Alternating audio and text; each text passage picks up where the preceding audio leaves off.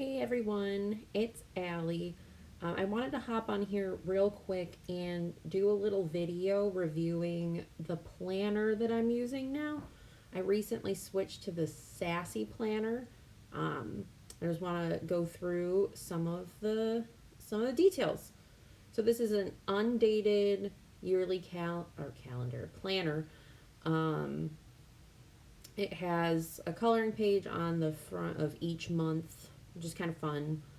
Um, each of the tabs in the black planner are gray or grayscale. Each month has a calendar layout and then 5 weeks, just empty layouts like this. Spiral bound, little note section in the back. Back of each month has that note section. The has a plastic cover, has this little spot for favorite blends because the paper on this you are able to blend with alcohol markers, which I'll show you later in the video exactly how that looks. I colored that in with alcohol markers. You can see there's no bleed through, which is frankly incredible. I don't understand what this paper is made out of. So, yeah, I started in September. You can see the months are already laid out in chronological order. Um, I used this first week as kind of a test swatch page. I did all sorts of different things: watercolor, highlighters, Sharpie, my Posca paint pen over the Sharpie. I used stamps. I used my ABT Pro, Tombow ABT Pros to color in the stamps. I used stickers mostly from Happy Planner to kind of gauge size. I used a Karen paint, I think Karen Deco brush, is that what it's called? And the Ecoline brush pens just to kind of see what those did. I used Distress Oxide. I used I used acrylic paint. That's that kind of robin's egg blue color that I have swatched out there. Surprisingly, I was able to blend with my Tombow dual brush pens, which was a huge surprise. I also went a little crazy with my Tombow ABT Pros and did multiple layers over and over and over again. The only thing that happened is some weird, like, speckly dots turned up on the other side, but no real bleed through, not the way that you'd expect. Here I'm trying to show you how little warping there is. When I initially, went after this page with everything I had, I there was some warping, but the planner pages flattened it out, no problem. So yeah, um, here are a couple just tester spreads I did. This one was mostly with the stress oxide and the silver Karen brush marker.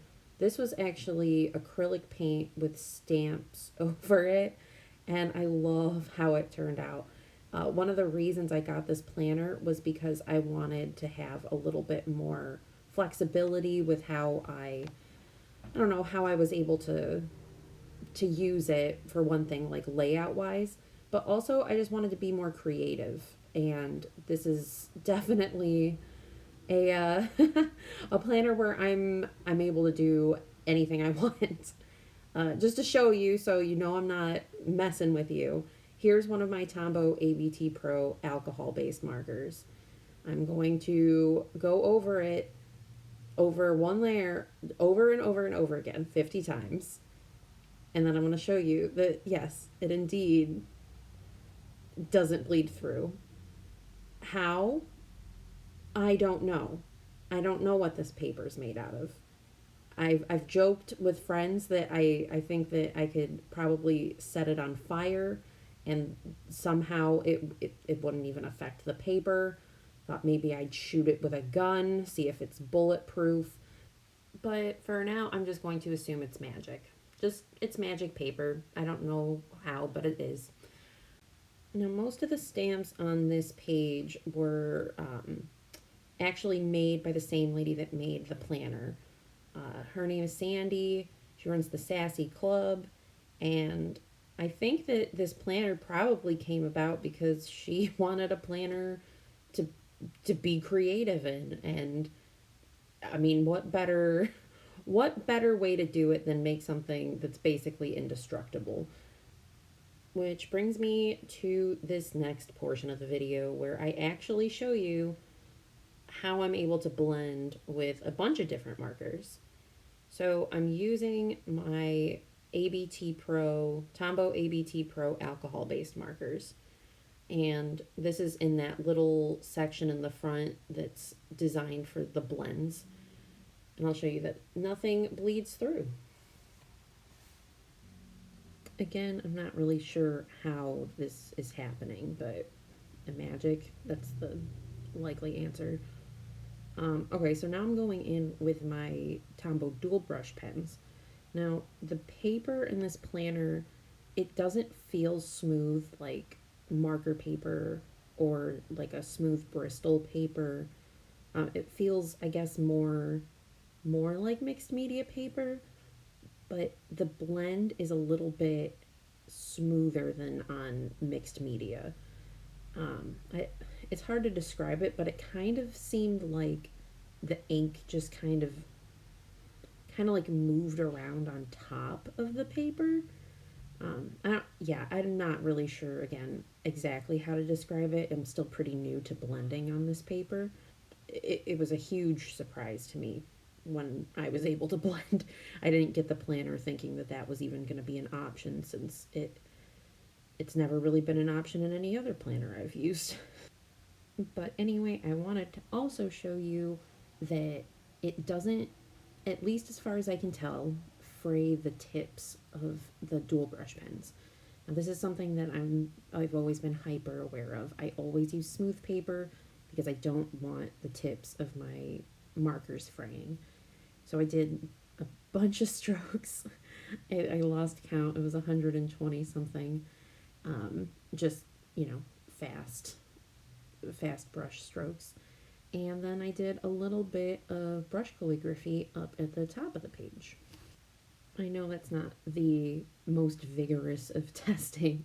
Only time is going to be able to tell exactly how this paper interacts with the dual brush pens and every other marker that I use.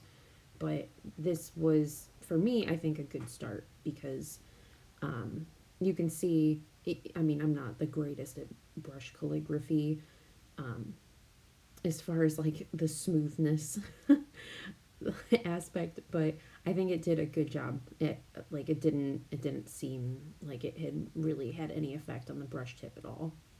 Okay, so now I'm going in with the same markers I used in the last little box, but this time I'm going to blend out the ink with a water brush.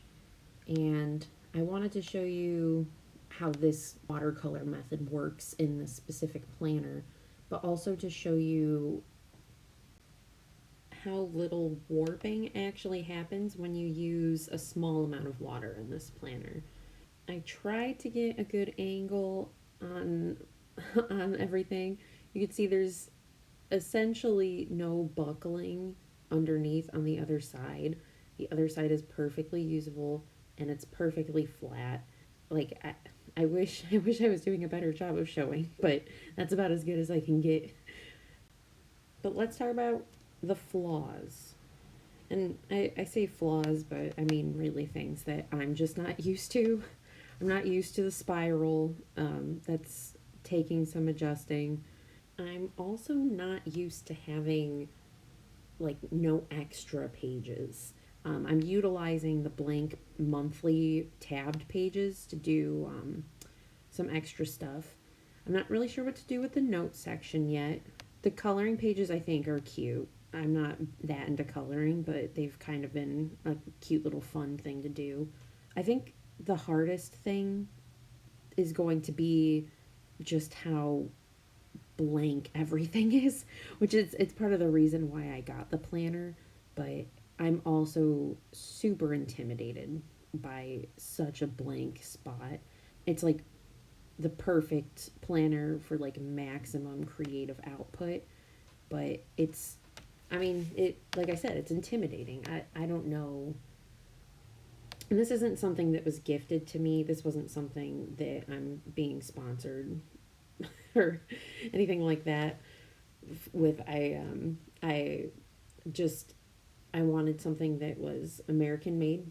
I wanted something that I would be able to be more creative in, and I wanted something that could hold up to a variety of mediums.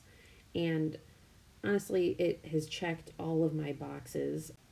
And even though the blank pages are intimidating sometimes, and there are things that I'm going to have to get used to, I am so happy that I made the switch from a more structured planner into something that is